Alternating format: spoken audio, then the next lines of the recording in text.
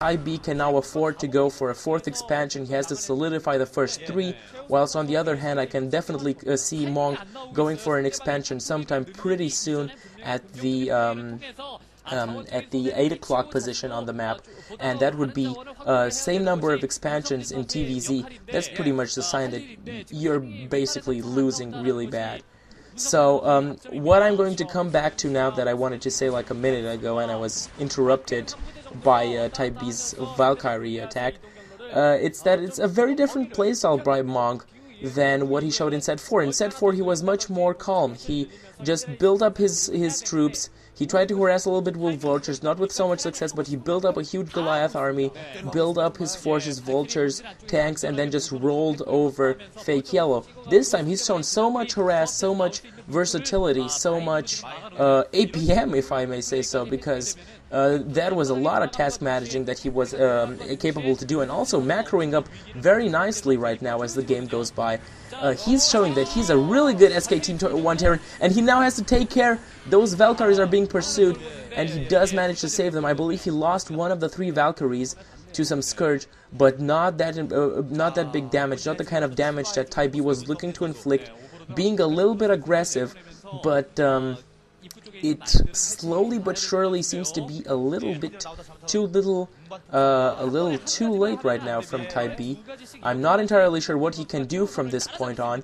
He could of course try and tech up to Hive, but that wouldn't help very much, simply because the Terran will very soon have so much as far as land units is concerned, tanks as well. There's I think probably the 1st or 2nd tank rolling out. When those tanks are going to come out, being helped by Goliaths and vultures with mines, I'm not entirely sure what exactly Type B can throw in, because he doesn't have enough Mutas to counter the Goliaths. He doesn't have enough Hydras by far to counter the siege mode and all these mines. So I expect that unless he manages to get a good attack and really weaken Mong very quickly, he's just going to get roll over when the Terran push will come eventually. And you see sitting very nicely there at his expansion with 3 tanks in the meantime. He's probably gonna wait. Maybe we'll try to expand before he pushes, I don't know, getting another Overlord kill, and actually looking to harass again. This is exactly what he should be doing, buying himself time before the push, before he really consolidates everything with attacks, and of course bringing in those Valkyries to support the to support these attacking vultures, again getting 1 kill, and will again disrupt mining at the main, again butt-raping these forces of Type B, and this is horrible. You do not want, as a Zerg player, to be at 3 bases for so long, while your opponent has been at 2 bases for so long, and you have not managed to inflict any damage whatsoever. And so I'm really incredibly impressed by Mong, because this is not the kind of play that you expect from somebody that just played preliminaries, just played minor leagues, and played 1 pro league game, and now finally defeated Fake Yellow, and this is basically his like 3rd televised game. This is not the way you expect these people to play.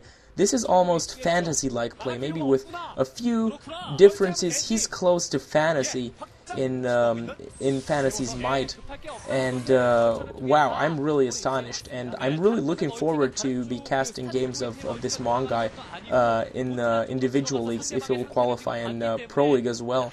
I think this is a good choice for SKT 1. He's proving that he's able to do mech very well. If he's gonna show that he's able to do other play styles as well, then this is definitely going to be a good start for him. Again, losing that shuttle, this is not necessarily something that he wanted to happen. I'm still calling it shuttle because I have kind of a hole in my head, and I'm not capable of you know, kind of reminding myself of how it's actually called for the Terrans. Dropship, that's the name. So it's not a shuttle, it's a dropship.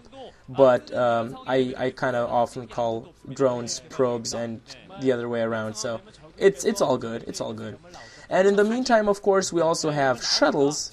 Okay, I seem to call everything shuttles. Science vessels. and that's again going to be a very big problem because of Irradiate. So with the shuttles, with Irradiate, oh man, that's a lot of Scourge. So he has to take care. If he manages to Irradiate properly, not lose Science Vessels, and not lose a lot of Valkyries, this could definitely be GG right here. It's Type B's moment right now to shine with his Scourge. He does manage to take out the 2 Valkyries. The 2 Science Vessels, however, are still in the air, and they can inflict so much damage to the Mutalisks that Type B would totally be out of the game. I mean, he's anyway having a big problem right now, fighting 3 versus 3 expansions, since the 8 o'clock expansion is up and running at the moment. But if he would lose the Mutaforce to Irradiate, he could just type in GG just as well. It would make no difference. It would be just over. And the problem is he does not have the possibility to really expand anywhere. I mean, he will have to eventually, because he won't have any other thing to do. But the problem is, even if he does, it's not very safe, simply because the Terran has the possibility to drop a couple of Vultures, harass, go away, and with Valkyries, with Science Vessels, he has so much possibilities that I don't think that Type B can really cope with this. And you see, he will be expanding right now at the top left, but I think there is something there in the corner. I think that was a Vulture, so it means that Type B,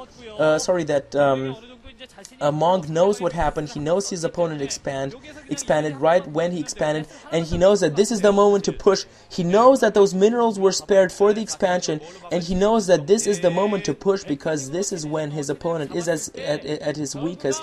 He will try to counter with Irradiate these Mutas here, while he's already on the offensive and doing great Irradiates. He has to run those, and losing one Science Vessel. Maybe he can save the other one. He does manage to save one of the Science Vessels, crucially enough. One Science Vessel dead, but so many Mutas lost in the process. And you definitely have to feel that Mong has put up a very, very strong TVZ here. I'm really proud of him. I'm pretty sure that Fantasy is crying right now. He's like, he's a boy. I knew it. He's like his master, and he's probably crying his ass off or something. But whatever. This is basically the last battle right here.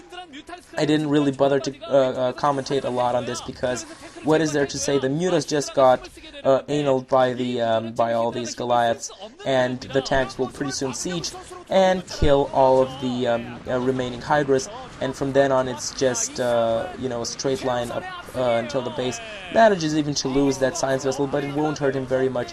He has enough even to fight with those Hydras that came in from the back.